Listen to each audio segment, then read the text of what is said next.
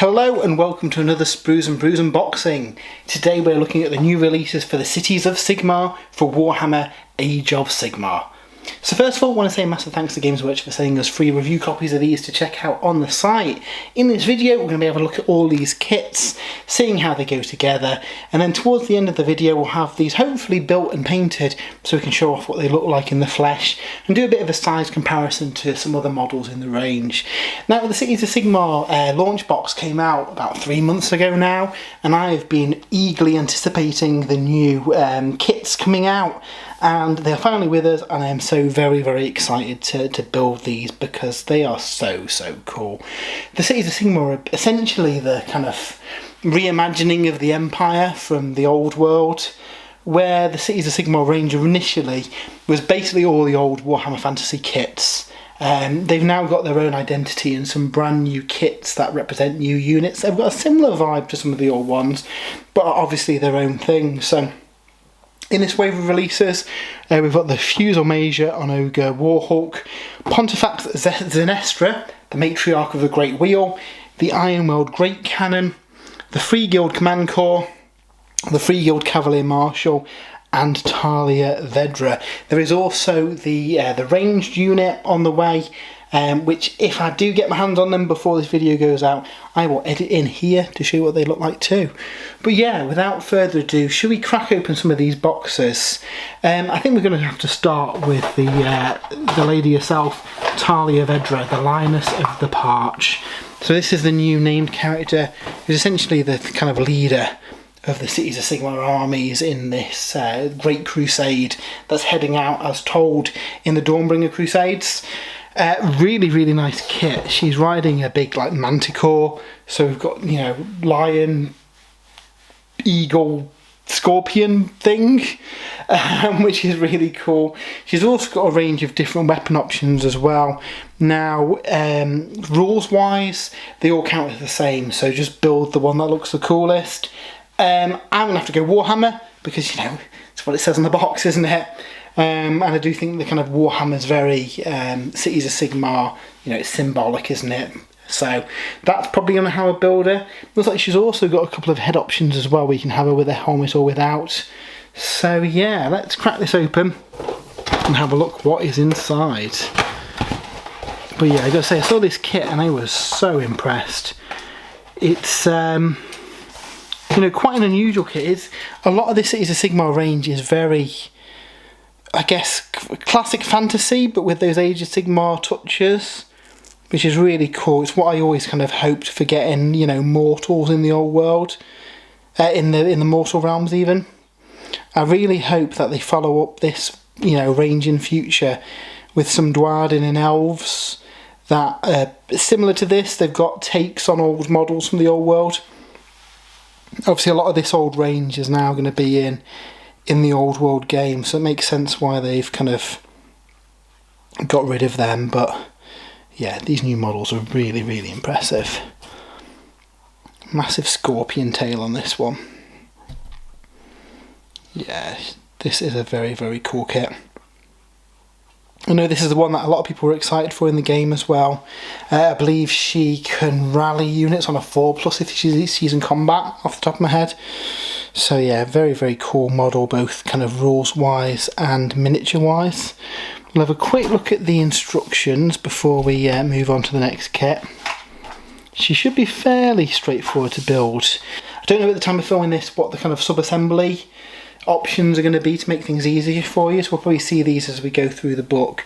But it looks like it recommends building up the body first, so perhaps painting the actual creature first as one sub-assembly, and then the rock that it's standing on is a separate one, the head is a separate one again, because it's got quite a lot of detail there. And then going on to her, looks like there's some interior detail in her chair. So again, you could probably build the chair as a couple of parts, and then her, and then again paint all that separately and then stick it together at the end. And I think this is something that's going to continue with a few of these Cities of Sigmar models. They've got a lot of detail, and in particular a lot of overlapping detail that it's potentially going to get hard to get your brush in if you do want to paint them. I mean, it's worth it looking at it, just the the sheer detail on this model. So yeah, it's definitely one to take your time with. Obviously for the purpose of this, I've got a couple of weeks to get it together, so hopefully we'll have something looking fairly decent by the end of it. I think this is probably going to be one of the first models that I paint, so I'm hoping to have her painted, if not the rest of the range, but obviously we'll see at the end of the video how I got on. So that is Tahlia Vedra. Next up, let's have a look at the Fusil Major on Ogor Warhulk. So this is your shooty character.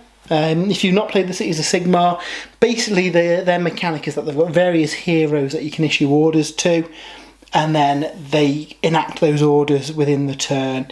So this is the kind of shooty hero that's probably going to be hanging out near your cannons and your Fusiliers. So yeah, he looks really cool as well. Again, there's a couple of different build options on this guy. You can have the shield in the left or right hand, and you've got a couple of different poses for how the weapons are as well, along with a couple of different looks for the actual guy on top as well. So again, if we pop this open and have a look at how it goes together. So we have got a ogre size base there, plus the Cities of Sigmar transfer sheet. Again, if you've not seen this, it's probably included in a lot of these kits, and it has all of the major cities represented, so you can use these to put on your banners and your shield heraldry and stuff, which is really, really cool. The actual kit itself looks like it's just a single frame, so again, this one shouldn't be too difficult to put together, I don't think. But yeah, that's a nice kit. That big shield, I'm sure, is going to get the kit bashed with other things as well. Yeah, that's really, really cool. Again, we'll have a quick look at how it goes together. So, like with the other kit, and some of the other kits that we're going to look at, I'm fairly sure there's going to be quite a few sub-assemblies needed here. Off the bat, it recommends building the shield separately, because when it's attached to the ogre, you're going to find it tricky to get your brush behind it. So it's probably going to be a sub-assembly for the shield, the ogre himself, and then again the guy on top as well. So yeah, again, it recommends painting this here. I'm probably going to attach the arms to him, have that as a single sub-assembly, have the shield as a separate piece, and then the guy on top as a separate piece, and that's just going to make it a little bit easier to do this one. And then you have got a few other different options for how he builds as well. So if you do have multiple ones in your army, you can have a few different poses of them there too, which is a really nice touch. That's always a cool thing that they do. So that is the Fusel Major. Next we've got Pontifex Zenestra, Matriarch of the Great Wheel. So this is like the religious leader. She unlocks fanatics as battle line. So yeah, she's like the religious element of the Cities of Sigmar, and she's really cool being carried in a palanquin. And there's a lot of detail here, and again, I think this is going to be one where you're probably going to have quite a few sub-assemblies just because of all the overlapping detail. Absolutely gorgeous model, but I think this is going to be one where planning ahead on how you build it is definitely going to be needed. So base-wise, it's like a Vanguard base, so not a super massive model. And again, it is over 3 sprues, but a lot of this looks like it's the assembly for the actual palanquin itself. Again, we'll see what the instructions recommend, but I'd probably build the carriers, the palanquin, and then the priestess, all the separate sub-assemblies, and then pop it all together towards the end once they're done. Looks like she's on her own frame. Oh, you've also got that kind of, I don't know if it's a corpse or a relic or something, or a saint or something on the back of it. That might be worth having as a separate piece too, just because the actual main palanquin, if there's going to be lots of wood colours and lots of dry brushing, it's going to be easier to do that without all the other adornments on it. So again, if we have a look at the instructions and see how she goes together, and again we'll have a glimpse at any sub-assembly work that we need to do here. So yeah, it looks like it builds up the main palanquin first, and then has the actual bearers as separate pieces, and then they've actually got the kind of carrying platform as a separate piece too. So they've got quite a few sub-assemblies. I'm going to see if it's easy enough to have that attached to that before painting it. Maybe not, looking at how it goes together. So yeah, I think it is going to be a case of, again, having quite a few different parts. The easy thing with that, if you've got any corks or, you know, old paint pots, just blue tack the parts onto them, and then you've got a nice little solid handhold to work on that without, you know, worrying about holding parts that are painted. But yeah, that looks potentially the fiddliest one with sub-assemblies so far for such a small model. But again, because it's such a detailed model, you really don't want to be obscuring that detail. It's going to be worth it in the end. So that is Pontifex Zenestra. Again, we'll move her out of the way and have a look at the Freeguild Cavalier-Marshal. So this is the hero on horse, essentially. This is the guy that you want hanging out near your knights. They get various buffs when they're near him as well, so definitely worth having this guy leading your cavalry charges. And again, this one has got a couple of different build options on him. It looks like you can have him with his sword out, or with him kind of turned to face the to face forward with his helmet off. Other than that, I don't think that's going to be too bad to build. Obviously he's standing on that big rocky bit, but that shouldn't need much in the way of sub-assemblies. If we pop this open, yeah, that's fairly straightforward looking, with the horse being like the majority of the model. You've got the bit of scenery that he's standing on, and then him on his top. So I think I would probably build all this in one single piece. It's a really nice model though, isn't it? It's really cool. So in the box we also get a transfer sheet, and we get the instructions here too. So if we have a quick look at those, yeah, it looks straightforward. So we build the horse up, we stick the banner on the top, his various knickknacks on either side of him, and then finally the character on the top. You could potentially have the character separate, but honestly on this one I think it's going to be fine painting them up at the same time. It's a fairly you know, less busy model with overlapping parts, so he's really cool. We're getting towards the end of the kit, but still it's a really cool one. The Freeguild Command Corps. So this is like a command squad. They've got various buffs that in effect as those models are alive. Some really cool stuff, like you've got a medic, you've got your banner bearer, you've got an assassin, you've got like a priest, and then like a bodyguard character. Now what I didn't realise about this is that there's actually quite a few variant builds on here. So like the banner bearer's got a few different builds, the bodyguard has, even the medic's got a variation without the plague mask. I do really like that plague mask though, so that's definitely going to be how I build it.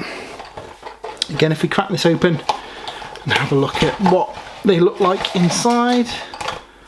So we've got a lot of bases and 2 frames of parts. It looks quite a complex kit actually. For a 5 model squad, I'm surprised how many parts it's got. Now obviously we know there's quite a few optional parts that you can have, so that probably goes to it having multiple sprues. I don't know if you'd want 2 units of them in your army, but it's cool having the options, especially for kit bashes and stuff, necromunda and stuff. This is a great kit to use as the basis of your own gangs and hangers on and stuff. But yeah, they're really cool. So we've got a few different banner options too. Yeah, really like that kit. So yeah, if we have a look at the instructions again before we finish off this one. Out of all of them, this one's probably got the most variation on how you build them. So we've got the little gargoylian. That's really cool, and that just goes together one way, but then you see the 2 bodyguards go together in 1 or 2 ways with a kind of reversed pose. We've got some options for the standard bearer too. Different heads and stuff on there. In fact, there's quite a few different heads across the whole lot and optional parts, so yeah, you can have a bit of a toolkit of spare parts to use here that might be useful in other projects. So yeah, they're really nice. And then finally we get the Ironweld Great Cannon. That is a really cool kit that I've been looking forward to. Basically it's a reimagining of the old Empire cannons. And they've got a really nice base with loads of detail and scattering stuff. All these little canisters and barrels and hammers and stuff are actually on the sprue, which we'll see in a minute. So if we open this up and have a look at how that looks in the flesh. We've got quite a large base for it, so a big chunky boy this one. And then 2 sprues. We've got one with the actual cannon itself on. Looks like we've got the various crew that's on there too. Now I do wonder, with that being a separate sprue, whether that's a sign we might get some variant weapons in the future that they could just put on a single frame, potentially. And then we've got the other frame builds up the kind of base of the cannon. You can see some of the scatter detail here as well that can go on the base. And again, more of the crew and that big shield on the front of it. So yeah, really, really nice model. I really do like that. And then before we move on to the other kits, we'll have a look at the instructions too. And again, this one, there may be some sub-assemblies needed here. That shield at the front might obscure some of the detail, though it looks like in the assembly instructions they don't advise painting that separately, so you might get away with it. Equally the crew as well, if you don't stick them to the base, you might find it a little bit easier to get to them for painting, but it looks really, really cool. I really love that model. Before we have a look at the finished models though, due to the vagaries of the warp, the Freeguild Fusiliers turned up a little bit after the main wave, so we're going to have a look at these as well and have a look at what is included in the set. Now this is one that I know a lot of people are looking forward to because obviously some of the builds can go very gun heavy. Now we get the same transfer sheet that we've seen in all the other boxes. We'll have a look at the instructions in a little bit. But the actual sprues themselves, again, loads of great detail on these. I'm really, really looking forward to building these guys up.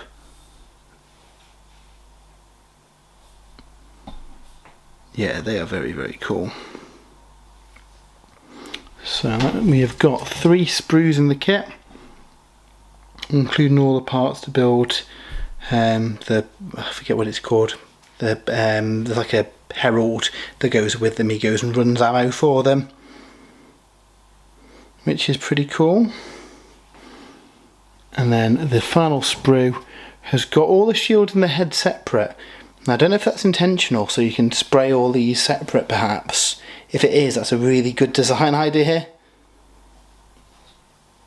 And you could even paint the heads attached to this. So that's not a bad little idea there. But yeah, we've got all the shields on there. So have a quick look at the instructions before we jump forward and have a look at the assembled models and just see how these guys go together. So it looks like you're going to be quite careful with the assembly because obviously they're using this shield as a bit of a rest for their guns. So from a sub-assembly point of view, no idea what's going to be easiest to do. I suspect it's probably going to be easier to paint them separate to the shield, because with the shield in the way it might be obscuring quite a bit of detail. So it might be worth just, like, you know, blue tacking them to a separate base when you're painting them maybe. So yeah, these ones I think definitely going to take a little bit longer to paint just because of the level of detail that they've got. But it'd be worth it. I mean, they look really, really cool, don't they, completed? So yeah, that is the Fusiliers. Let's have a quick jump cut to the assembled models. And here's the new Cities of Sigmar model range. Managed to build all these up and started painting them. I did really want to try and get more of these done, but with Cryptborn coming the same day, all attention went on the massive dragon. We have got another video of the unboxing of Cryptborn and the painted model over there, so make sure you check that out too, because it was loads of fun to work on. But I did manage to get some of these painted. So I worked on the Pontifex, and she is such a cool model. So this one I built in a number of sub-assemblies. We had both of the palanquin bearers as a separate piece, the actual palanquin itself, and then the character, and then the kind of relic on the back of it. It looks like it's carrying the remains of the previous Pontifex. So they get to ride alongside the new ruler of the religion. But yeah, really cool model. And something a bit different as well. This is all brand new stuff for Age of Sigmar, and I think it fits really well into the universe. The other really cool thing is the new Lioness of the Parch. So I have started work on her Manticore. Getting there, bit of work to go yet. But this was really fun to work on. We need to add a bit more detail to the wings and start kind of layering up the details and getting the face done. But we're starting to block out the colours, which is cool. So I built this as one piece, and then we've got her like thrown on the back of it as a separate piece that I'm going to paint up, because it's going to be a little bit difficult to get to that if you've got her on it and it attached to the Manticore. And then finally I've got the character herself. I've opted to build her with the Warhammer. I was umming and ahhing about leaving the shield off, but I don't think it's going to cause a massive issue leaving that on there, so not too concerned. But again, she is a really cool model. So that is Tahlia. We've then got the Ogre in, and again, just for I guess ease of painting, I've built him with his little kind of crow's nest attached, and then I've got the shield separate. So what I'm going to do there is just mount this onto a cork or something and paint that separately. And then finally we've got the gunner fully assembled on a cork, because again I think it's going to be a lot easier to paint this in sub-assemblies rather than sticking that all together. The cannon, I was umming and ahhing about leaving this in multiple pieces, but in the end I stuck it all down to the base. Arguably, all little kind of doodads on the base and the two kind of gunners you could leave separate, but I think there's enough space around it to be able to get your paintbrush in, and any obscure details you're probably not going to be able to see anyway. It's a little bit tricky to build with the little, you see the little handhold that she's got attaching to the gun. So with that in place, I thought it was easier to just build it up. So hopefully it shouldn't be too hard to get into the details, but it's a big chunky model. I really like that. And again, people going for gun heavy lists might want to take a couple of these as well in their army, so that's a cool option. My favourite character in the range is probably this guy though. He's really quite nice looking, with the kind of wind blowing the banner past him, and then the horse carefully making his way down this little hill. I think it's a really cinematic looking piece. Again, started blocking in some colours on him. He's probably what I'm going to work on next once the Manticore's done, because I really like this guy. But yeah, really nice model. I can see this being a lot of Golden Demon entries next year too, because it's a really cool model. So we've got him, and then finally we've got the little Command Corps. Again, these are ace models. You'll notice that across the range they've all got gargoylians on the basis, which is cool. They're optional. We can leave them off if you want, but I think they're cool. I can see some people paint up a little display of just all the gargoylians as well. So we've got the banner bearer, we've got the assassin, which is a cool model, and all these have got optional heads and builds as well, so if you did have two of them in your army, they would look different. I love this little guy, dragon dog thing, he's quite funky. And then we've got the bodyguard. Again, you've got a number of different weapons that you can give him, and slightly different stances too, which is nice. And then finally we've got the I guess he's a necromancer guy, getting the kind of souls out of corpses with his little skeleton tooting away. And again, there's a couple of head options on them too. So yeah, I've not built up the Fusiliers because they came shortly before I started doing this video, so unfortunately they're not in the video, but I will update spruesandbrews.com with the progress on that and the rest of these as they get painted up too. I'm really looking forward to fielding a full Cities of Sigmar force, and these new models are really nice.